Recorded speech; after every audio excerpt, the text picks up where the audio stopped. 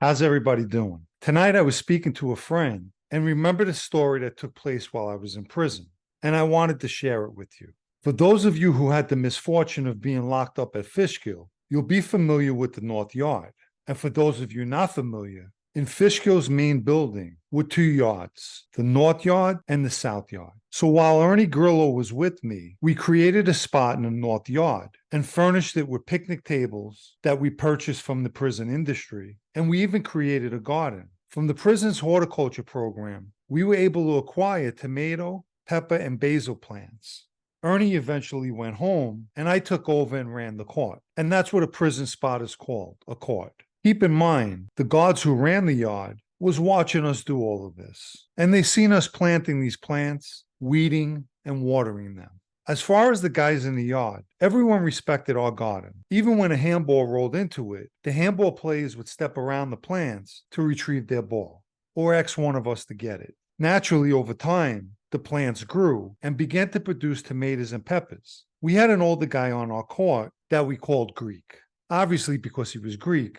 In fact, we had about 3 Greeks on our court, and the rest of us were Italian. So one day I walked out to the yard, and when I got to the guard shack, I noticed that the guards were all smiling when they seen me, which was usually not a good sign, because when an asshole acts friendly, beware. Anyway, I walked over to the court and noticed that all the guys had their heads down, and I knew something was wrong. I said, "What's up?" One of them said, "You're going to be pissed," and they showed me the garden. All of the plants were crushed, stepped on by the guards. One of the guys on the court watched them do it. I looked over at the old man Greek, and he was standing by himself looking down at the garden and shaking his head. He looked at me and said, "Why would they do this? They watched me every day water them, and they never said nothing. So why did they do this?" I told him because they're miserable bastards. They waited until we grew them and then destroyed them.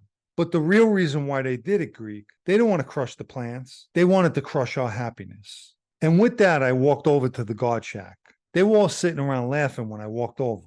I said, "Can I ask a question?" A sergeant, who we all call Redbeard, said just one, being his usual sarcastic self. Believe me, I wanted to kick him in his face. But instead I asked, "Why, when you watched us planting the plants, didn't anyone tell us at that time that we couldn't do it? Why wait until now?" Redbeard answered me, "We were taking preventive measures. If anyone other than your crew over there picked the vegetables, we'd have a riot out here. So it was a security matter."